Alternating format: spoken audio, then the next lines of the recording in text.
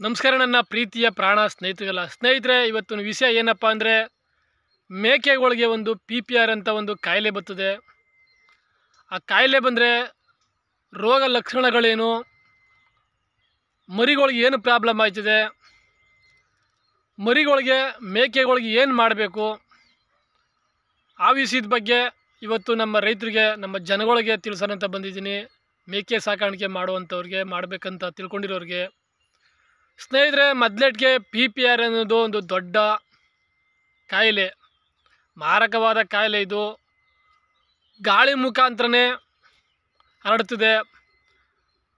ಎಷ್ಟೋ ದೂರದಿಂದ ಬೇಕಾದ್ರೆ ಬಂದ್ಬಿಡ್ತದೆ ಗಾಳಿ ಮುಖಾಂತರನೇ. ಆ ಥರದೊಂದು ಕಾಯಿಲೆ ಒಂದು ಮೇಕೆಯಿಂದ ಇನ್ನೊಂದು ಮೇಕೆಗೆ ಹರಡ್ತಾ ಇರ್ತದೆ. ಈಗ ಮೇಕೆ ಎಲ್ಲೋ ಇರಲಿ, ಬೇಕಾದ್ರೆ 1 ಕಿಲೋಮೀಟ್ರ್ 2 ಕಿಲೋಮೀಟ್ರ್ ಇರಲಿ, ಮರಿಗಳು ಗಾಳಿ ಬೀಸಿದಾಗ ಗಾಳಿ ಮುಖಾಂತರನೇ ರೋಗಾಣುಗಳು ಬಂದು ಮೇಕೆಗಳಿಗೆ, ಕುರಿಗಳಿಗೆ ಸೇರಿಕೊಂಡು ಕಾಯಿಲೆನ ಉತ್ಪತ್ತಿ ಮಾಡ್ತವೆ. ನಿಮ್ಗೆ ಕಂಡುಹಿಡಿಯೋಕ್ಕಾಗಲ್ಲ. ಗೊತ್ತಾದ್ರೂ ಟ್ರೀಟ್ಮೆಂಟ್ ಕೊಡೋದು ಕಷ್ಟ. ಬರೋಕ್ಕೆ ಮುಂಚೆನೇ ನೀವು ನೋಡ್ಕೋಬೇಕು. ಆ ಥರದೊಂದು ದೊಡ್ಡ ಕಾಯಿಲೆ ಇದು PPR ಅನ್ನೋದು. ಇದು ರೋಗ ಲಕ್ಷಣಗಳು ಏನೇನೆಂದರೆ ಸ್ನೇಹಿತರೆ, ಮೊದಲೇಟ್ಗೆ ಮೂಗಿಯಲ್ಲಿ ಗೊಣ್ಣೆ ಸುರಿಸ್ಕೊಂಡು, ಬಾಯಲ್ಲೆಲ್ಲ ಜೊಲ್ ಸುರಿಸ್ಕೊಂಡು, ತಲೆ ಬಗ್ಗಿಸ್ಕೊಂಡು, ಹೊಟ್ಟೆ ಥರ ಊದ್ಕೊಂಡು, ಗುಡ್ರಿಸ್ಕೊಂಡು ನಿಂತ್ಕೊಬಿಡ್ತವೆ. ಇದು ಇದರ ರೋಗ ಲಕ್ಷಣ. ಮೈಯೆಲ್ಲ ಮಲ್ಕ ಕಲ್ತು ಇದೇ ಥರ ಜುಗುಡಿಸ್ಕೊಂಡು ಅದೇನು ಮಾಡ್ತದೆ, 3 ದಿನ 4 ದಿನ 5 ದಿನ 6 ದಿನ ಇರ್ತದೆ. ಆಮೇಲೆ ಸತ್ತೋಗ್ಬಿಡ್ತದೆ. ಇದು ಇದರ PPR ಅನ್ನೋ ರೋಗ ಲಕ್ಷಣಗಳು ಮೇಕೆಗಳಿಗೆ, ಕುರಿಗಳಿಗೆ.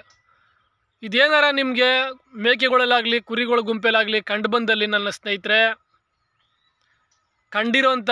ಬಂದಿರೋಂಥ ರೋಗವಾದಂಥ ಮೇಕೆನ ಬೇರೆ ಮಾಡಿಬಿಡಿ, ಸಪ್ರೇಟ್ ಮಾಡಿ. ಅದಕ್ಕೂ ದೂರ ಇರಲಿ ಡಿಫ್ರೆನ್ಸು.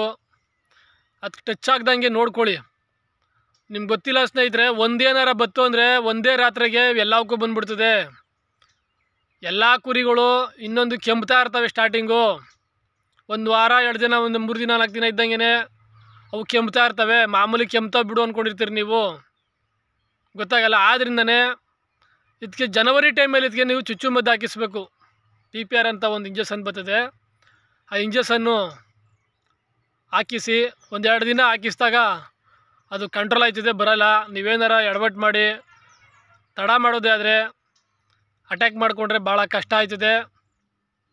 ಇದು ನಮ್ಮ ಪ್ರಥಮ ಚಿಕಿತ್ಸೆ ಏನಪ್ಪ ಮಾಡಬೇಕು ಅಂದರೆ ಸ್ನೇಹಿತರೆ, ಕಂಡು ಬಂದಲ್ಲಿ ನೀವು ಒಂದು ಮೇಕೆ ಕಂಡು ಬಂದಲ್ಲಿ ಅಂತ ಹೇಳ್ದಲ್ಲ, ಆ ಮೇಕೆಗೆ ನೀವು ಮೊದಲೇಟ್ಗೆ ಏನಾಯ್ತು ಅಂದರೆ ಸ್ನೇಹಿತರೆ, ತುಟಿ ಒಳಗಡೆ ಎಲ್ಲ ಒಂಥರ ಬೆಂದೋದಂಗೆ ಆಗ್ಬಿಟ್ಟು, ಚರ್ಮ ಎಲ್ಲ ಸುಟ್ಟೋದಂಗೆ ಆಗ್ಬಿಟ್ಟು ಮೇಯ್ತು.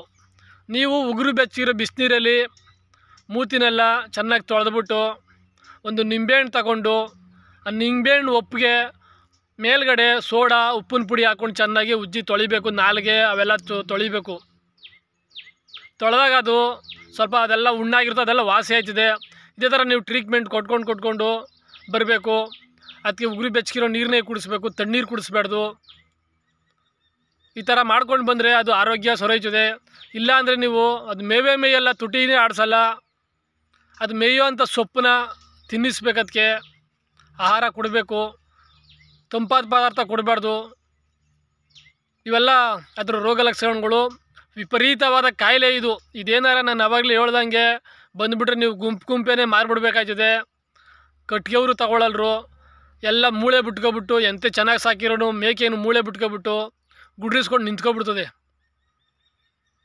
ಈ ಥರದೊಂದು ರೋಗ ಬರ್ದಂಗೆ ನೀವು ನಮ್ಮ ರೈತರುಗಳು ನೋಡ್ಕೊಂಡಿದ್ದೆ ಆದರೆ ಮೇಕೆನ ಚೆನ್ನಾಗಿ ನೋಡ್ಕೋಬೋದು. ಆ ಇದೊಂದು ದೊಡ್ಡ ರೋಗ ಇದು PPR ಅನ್ನೋದು ಕಾಯಿಲೆ.